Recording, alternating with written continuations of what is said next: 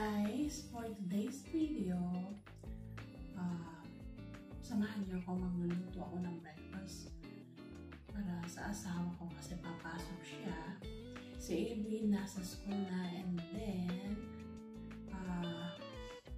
walang ganap day, maglinis-linis na. Pakita ko sa inyo guys. Kayo ba mahilig sa pets or may pets ba kayo? Kami meron dati, pero namatay na sila. Ayun, yung urn ng isa naming one of our pets na namatay. Cat siya ng asawa ko. Ito, nandito. Urn niya. And then, yun yung merong frame. Dito yung mother-in-law ko nandito. Ayan si Avery when she was 1 year old. Tapos, meron din, wala, pakita ko lang guys, meron din yung para sa aso namin that passed away I think a year ago. Ayan naman siya. She was I think 18 years old, and then yung cat na yun ng asawa ko ni Greg, she was 22 na namatay. Ito guys, si tatay naka-earn, he got cremated, magti 3 years na next year niya nung namatay siya. So hindi pa namin nailibing, baka uuwi sa Pilipinas, or it's okay lang na dyan lang siya yung urn niya. Kwarto ito din na. Guys, nagluluto ako ng, hindi pa ako nakaligpit. Nagluluto ako ng breakfast ni Habi. I'm gonna make him a ham and cheese quesadilla with hash browns. Ito, luto na to. So, I'm just gonna start the ham and cheese. I'm gonna start the ham. Ito guys, yung ilalagay ko sa quesadilla. Iinitin ko lang. Luto na to, kailangan medyo malamig. Kaya lang medyo malamig so kailangan initin. I'm just gonna put like 3. Malinis ang kamay ko guys ha. Kahit tinahawakan ko to. My hands are clean. So yan. Initin natin.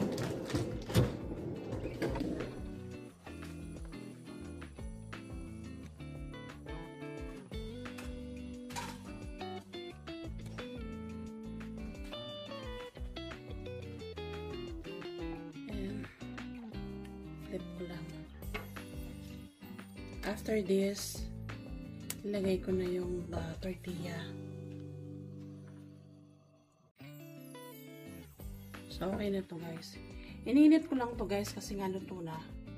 So, ang left naman, I'm just gonna put 1 tortilla para makagawa tayo ng quesadilla. Init lang. And then, madali ang breakfast lang guys. I'm gonna put some cheese. Like I've said, my hands are clean. So, okay lang na hawakan. And then, after putting that, ilagay ko na tong ham.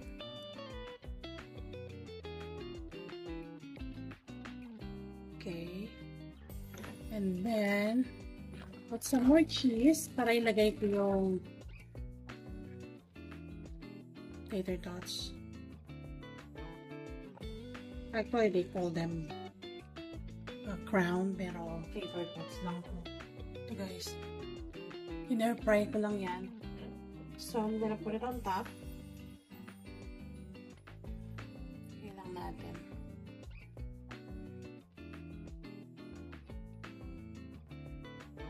Like I've said, my hands are clean, so it's okay that I'm using my hand para mas mabilis. And then para dumikit, we're gonna put more cheese. Ang dali, di ba? Something quick and easy breakfast. Ayan lang guys. And then just gonna hold it here like this. And then let the cheese melt. And then we're gonna flip it. Ayan guys, luto na ang side. Iba-brown lang natin itong tortilla. And then, pwede na. The stove. ito na to. Yan. Ang dali lang, di ba? So, yan guys. Luto na. I'm just gonna cut it. Lagay ko kayo ang luto na. So, I'm just gonna cut it using scissors. Mas madali. Okay, guys. Ham and cheese and hash brown quesadilla. This is really good. Bali brunch na to ni Craig, my husband, kasi may pasok siya. So, and then I'm just gonna use, you can use different kinds of quesadilla sauce. May salsa, may green salsa, merong tomatillo, iba-iba, mga avocado ranch. Pero ito lang ang meron kami right now. So, I'm just gonna use chipotle ranch.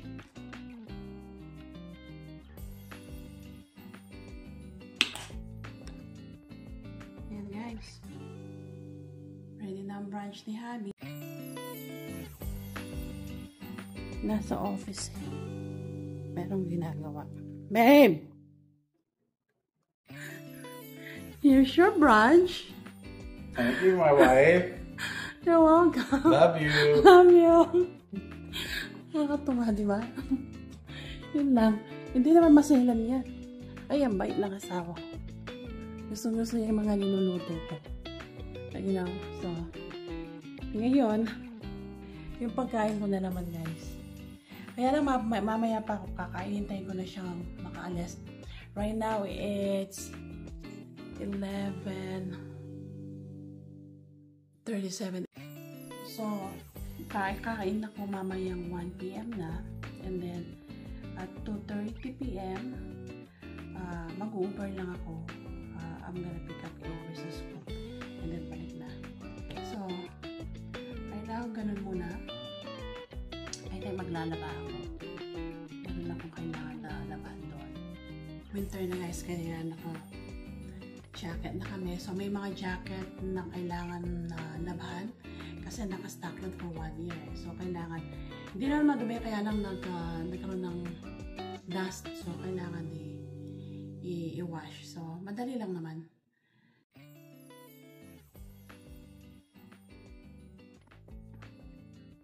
So, ayan guys. Papasok na sa trabaho ang asawa ko. Bali, ang pasok niya ngayon, late 1 p.m. So, at 12:15 p.m. aalis na siya. So, mamayang 8 p.m. pang uwi. So, nagbabaon siya. Ito yung baon niya. Ito yung leftover dun sa in-orderan kong pagkain dun sa Teriyaki Madness. May chow mein with rice at saka beef teriyaki. Ang sarap nito guys. So, pero madalas, nagluluto ko ng mga baon niya. So, ito yung baon niya for today. Hintayin ko lang siya, bababa na.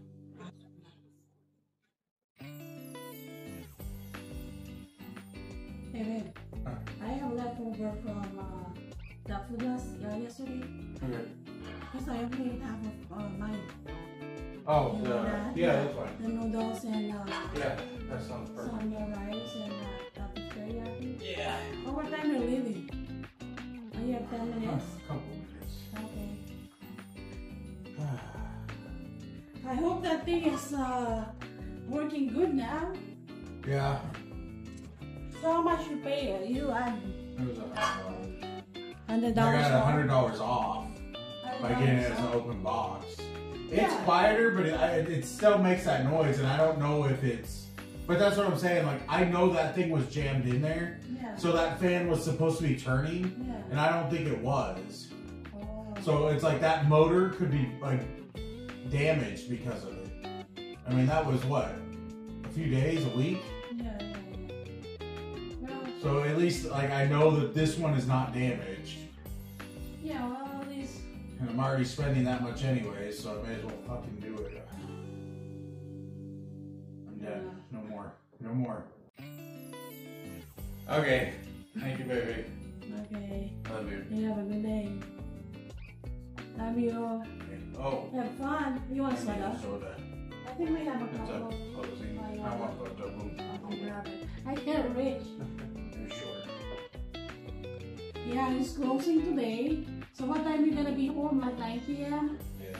Well, it's tomorrow. Probably 9:30. Yeah, you're opening. Okay. Okay. Okay, Bo, love you. Have a good day. You have a pimple. Where? On the, It's not a pimple, it's allergies. Oh, okay. Bye! I love you. Love you! So, ayan guys. Nakaalis na si Greg sa work. It's 12:24 ng hapon. Kakain na ako guys. Meron pa rin leftover na sinigang dito. Ayan, beef sinigang. Yung niluto ko tsaka kanin. Yung kanin namin after 24 hours, sa rice cooker, after 24 hours, nilalagay na namin sa fridge. Kasi hindi naubos ang kanin namin. Yung 6 cups na ang tawag dito, nalulutuin. Ang tagal nun. Kasi si Greg, yung asawa ko, madalang lang kumain ng kanin yun. Tsaka yung anak ko, or on tinapay, pasta, ganyan. So, nagutom ako guys. Ito yung kanin ko. Inilap ko lang. Inilap ko lang 2 minutes. Kasi gusto ko, ang pagkain ko ay mainit. Kayo guys, anong tanghalian nyo?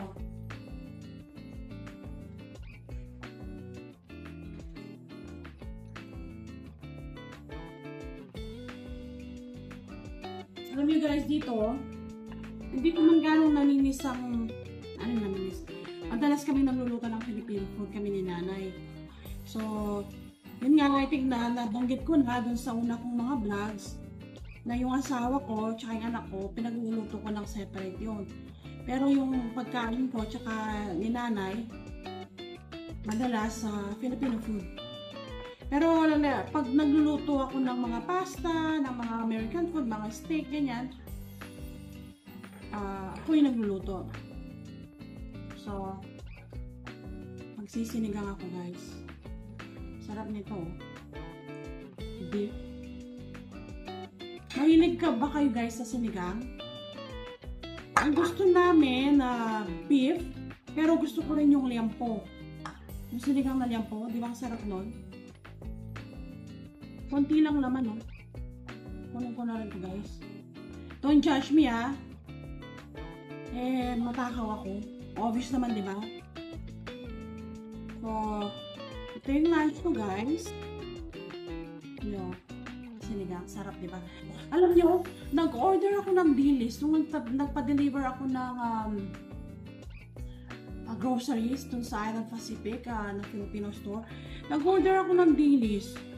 Ewan ko kung nakalimutan or baka wala. Gusto ko yun guys. Linis. Sarap mo. O kaya, initin ko lang ito.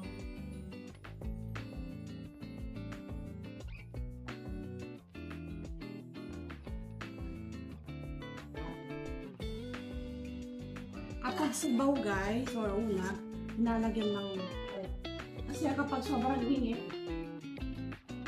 explode. Ayaw mo nang maglinis naman ng so, lagay ko muna ng 2 minutes tapos i-haluin ko kasi yung sa taas hindi na mainit. Ayan guys, mainit na itong pagkain ko. Dito sa States, so ganito yung iniinit lang sa microwave. So, itong sinigang, tsaka meron kanin. Tubig lang ako. Meron akong banana chips, di ba yung galing sa Pilipinas, pang tunagas ko. At saka itong both tarts. Nakain tayo guys. Kayo, anong lunch nyo today? Ang sarap guys. I wish I could share it with you. Alam nyo guys, sa pag-YouTube, matagal na itong YouTube channel ko eh, nasa, I think 2021 ata. Tapos, nag-start akong mag-short, mga short videos lang. Wala akong mga long videos. Last week lang ako nag-start, kaya kung mapapansin nyo, meron lang akong mga 6 na videos, na long videos. Kasi nga, nag-start lang ako last week. Dati, yung ginagawa ko lang, yung short videos. Meron akong video, guys, dyan na nag-viral, 1.5 million. Kung ano-ano lang yung mga ginagawa ko, mga random things lang, kung ano-ano lang. Kaya lang, hindi ako makapasok dun sa... Kasi may requirements yan bago ka ma-monetize. Pasok na ako dun sa meron na ako more than 1K na subscribers. Thank you guys sa aking mga subscribers. Tapos, merong, you need another tool para ma-invite ka. It's either na ma-achieve mo yung 4,000 hours, watch hours for 1 year, or maka 3 million views ka in 3 months lang yun. Parang hirap, di ba? Tapos, nagre-reset yun, guys. So, kahit may 3 million, wala kang, let's say, may 2 million ka na ngayon. Tapos, next week, end of 30 days mo na, magre-reset yun. So, hindi ko makuha-kuha. Kaya, I decided na subukan ng long videos, you know. Tingnan ko kung pala rin. Which is good. Kung hindi, okay lang. Kasi, mahilig din naman ako mag-videos Kaya yung anak ko, since pinanganak, ang dami kong videos. Memories ba? So, kaya ganun guys. So, kung mapapansin nyo, konti lang yung mga videos ko so far. Pero, I'm trying my best para makapag-upload. Maybe, sinusubukan ko ngayon ng once a day. Kapag, kasi nga kailangan ko ng watch hours.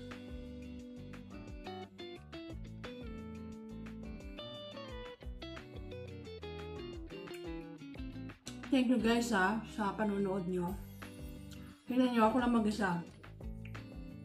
Ganito kapag weekdays. Si nanay, ngayon nasa trabaho na.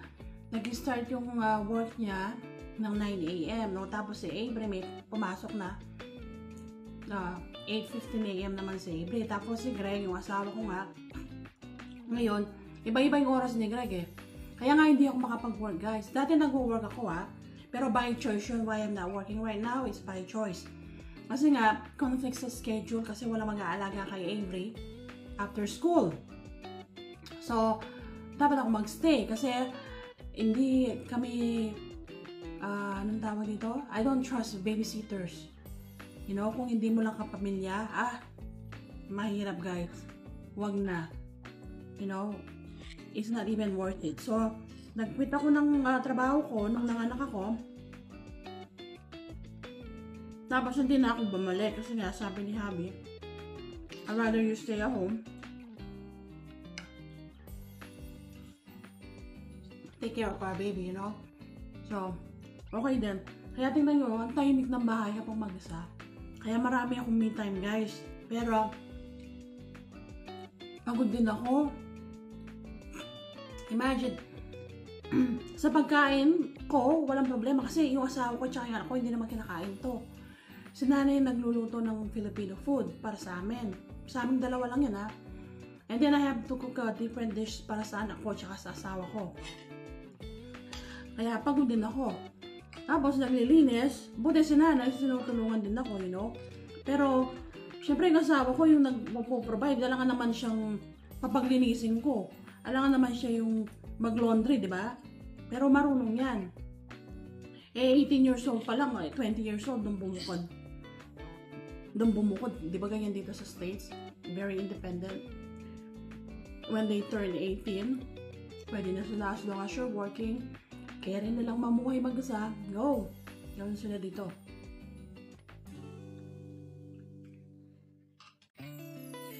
Alam nyo guys, ang swerte ko sa asawa ko. Napakapagmahal. Alam nyo, siyang mas, di ba sabi nila, maghanap ka daw ng, lalo na sa mga babae, maghanap ka daw ng partner na mas mahal ka. Yun ang gano'n, I think gano'n. Although mahal ko talaga asawa ko, pero mas, I think mas mahal niya ako, guys. Which is good, di ba? Pero, ano na kami, guys? Nung November 16, bali nung nag-boyfriend and girlfriend kami to November 16, 2013. So, 12 years na kami.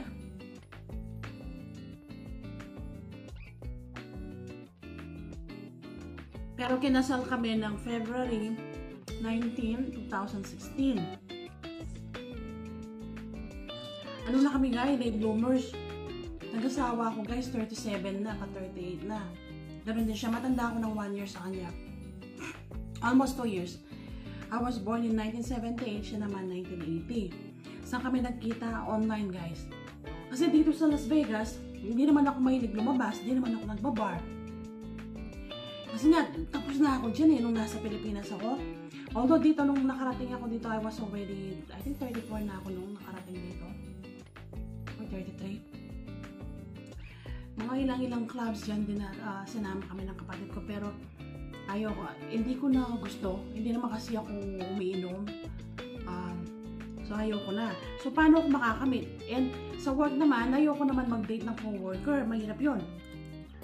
So, sa online, nag-sign up ako dito sa dating app. It's called Plenty of Fish. Hindi ko alam kung dito lang sa States yun. And then, I met a couple of guys bago pa si Greg, ha. May mga namit ako. May Pilipino, may puti. And then, obviously, they work out. And then, bala ko nang i-deactivate yung account ko. I was just scrolling. Kasi doon, kapag nag-scroll ka, pag tinignan mo yung profile niya, makikita mo kung sino yung tumingin sa'yo. Or, nakita niya na tinignan ko yung profile niya. Ayun, nag-message siya. And then, we exchanged number, and then we started texting, and then that's it. Kaya kayo, guys, yung mga single dyan, alam nyo, yung para sa inyo talaga darating. Imagine ano na ako nun. Natang na ba ako nun? 2013, 35 na ako, guys, ha? Never been married, no kids. Ang iniisip ko noon, hindi na ako makakakita ng, especially dito sa States, di ba, madali na mag-divorce dito. Ang iniisip ko, hindi na ako makakakita ng boyfriend or partner, no, mapapangasawa na never been married and then no kids. Ito, kasi nga yung mga previous guys na na-date ko, may mga anak na yun eh. Kasi nga matanda na ako, so yung mga age na, anong tawag doon? Saan yung age range ko? Mga 40 plus, ganyan. So yun, nag-meet kami, and then I was so excited to meet him. So, nagkita kami, pinuntahan niya ako sa bahay. And then yun, guys, since then, separated na kami. That was November 1st. Nagte-text na kami, and then we decided to meet up November 16. Kaya yun ang ginawa namin na anniversary. And then nga, nag-date. And then, February 14 ng 2015, nag-propose siya. And then the following year, February 19, 2016, doon kami kinasal. And alam niyo ba guys, yung anak ko, she was born February 14, 2018. Diba? Nag-propose yung asawa ko Valentine's Day. Tapos, yung anak namin, Valentine baby, siya lang mag-isa, guys, kasi matanda na ako, 40 na ako nung nanganak. Eh ngayon, 47 na, hindi na pwede. Nung nanganak ako, 3 days after I gave birth, nagkaroon ako ng complication like blood pressure problem, nagka-liquid yung lungs ko. And then since then, nagtatake na ako ng high blood pressure medicine. And then, as much as possible, iniiwasan na. I know, gusto niya pero hindi na pwede. Kasi nga, nung nagbubuntis ako, chine-check din yun, guys, na high risk na kasi ako eh. I was 39 ng buntis. High risk na yon. So, chine-check yung yun nung malapit na akong mga anak, chinek yung baby ko may birth defects or kung may Down syndrome. Kasi yung mga ganong age, guys, I'm sure alam nyo yan kung matanda ka na. So, anyway, you know what, regardless, di ba? May birth defects man yung anak mo, mahalin mo pa rin yan kasi anak mo yun eh. So, wala naman problema. Kaya lang just making sure, kaya dito sa States, I think ginagawa na rin sa Pilipinas yan, na chine-check, may test para makita. Tapos dito, legal yon kung gusto mong pa-terminate yung anak mo. Let's say, they found out na Down syndrome siya, or let's say may birth defects type, may mga cleft palate, o yung iba, diba? Walang tenga, mga ganyan. Pwede pong palaglag. Pwede yung abortion. Dito sa States, merong ganon. Legal. Ewan ko lang sa Pilipinas. Pero ulitin ko lang guys nakarating ako dito hindi dahil sa asawa ko. Nandito na ako sa States nung nakilala ko yung asawa ko. Petition kami guys. Yung dad namin ang nagpetition sa amin. Excuse me. Nabanggit ko na dun sa vlog ko dati yun. But inuulit ko lang kasi yung iba marami nagbabash na porque ginamit mo lang daw yung Amerikano o yung American citizen na pangasawa mo. Sa akin guys, hindi. Petition kami by sa dad namin. So, unang nakarating dito yung ate namin, 1993 pa yon. And then, pinetition yung mga gulang namin, nakarating yung parents ko dito sa States, dito, particularly here in Las Vegas, 1998. Nung nakuha nila yung green card nila, they filed for petition, 1999. Ako, si kuya, tsaka yung dalawa naming nakakabatang kapatid. Ako, tsaka si kuya, were over 21 years old. Kaya ibang category yon. Maghihintay ka. Yung dalawa namin kapatid na minor, under 21, after 4 years, nakalis na yon. So, 2004, nandito na sila.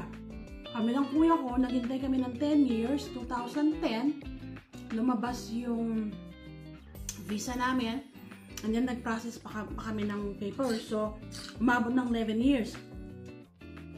So, sa amin, ganun ang petition family. Hindi dahil sa asawa ko, no guys. Kaya buong pamilya ko nandito na. Nauna pa nga ang parents ko nga dito, like I said, naubos ko guys ha. Since si tatay ang nag-petition sa amin. Kain ako ng panghimagas. Ang sarap nito. So, ganun ang nangyari guys. And then, si Lola, yung nalang nandoon, at saka si tita ko. Pero si Lola, nagtuturis siya noong kasal namin ni Greg. Birthday niya yun, February 19. Kaya, ginawan namin nandun kasi nga, na-approve siya ng tourist visa. So, nandun siya nung kasal namin. So, guys. Yung iba kasi kapag nakita ng asawa ng AFAM, di ba? O yung iba kasi, pag puti ang asawa, sinasabi AFAM, hindi. Ang ibig sabihin ng AFAM, American, ang tawag ito? American, may tawag dun eh. Abbreviation yung AFAM. Tulad ng asawa ko, hindi naman siya, American siya, pero hindi siya AFAM. Let me look. Yeah, see? Ito yung ibig sabihin ng AFAM. Ayan guys, so. Diba? A foreigner assigned in Manila. It's a Filipino slang term for foreign expatriate, something like that. So yun nga, yung mga Amerikanong nakarating sa Pilipinas. So tinatawag sila kanila AFAM. Pero yung asawa ko, since hindi naman nakarating sa Pinas, so hindi siya AFAM. So, pero puti siya. Obviously, but ganun yung kwento namin guys. Marami pa kayong malalaman na kwento. But, anong tawag dito? Naubos yung pagkain ko. Maghihimagas muna ako guys. And then, magpapahinga ng konti. It's 1:06 PM na. Mamayang 2:30 sunduin ko si Avery. So, Thank you guys for watching, ha. Alam nyo, anong tawag dito? Pag kwento ko ng ganito, parang anong tawag doon? Parang kasama ko kayo. Yung parang yung tunay na pagkukwentuhan na personal na gano'n. Na-enjoy ko guys. So, thank you. See you again next time. Bye!